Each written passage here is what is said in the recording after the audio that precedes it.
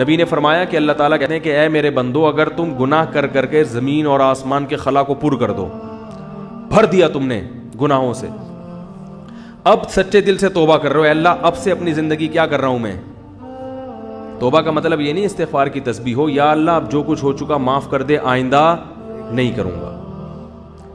یہ اس جذبے سے جو توبہ کرے گا تو فرمایا معاف کر دوں گا. بس اتنا کافی ہونا چاہیے نا بھائی. بات مکمل ہو گئی. اللہ نے اصول بیان کر دیا کہ اگر زمین آسمان کے خلا کو بھر دیا گناہوں سے، توبہ کر لی تو کیا کر دوں گا، معاف. ختم ہو گئی بھائی. ہمیں اصول سمجھ میں آ گیا بھائی. توبہ کا دروازہ موت تک کھلا ہوا ہے، ختم.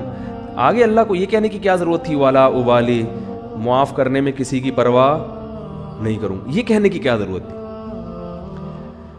بہت مشکل ہے سمجھانا بھائی. اس الفاظ کا بظاہر کوئی تک بنتا ہے بھئی اللہ کو کیا ضرورت کسی کی پرواہ کی، اور کون ہے.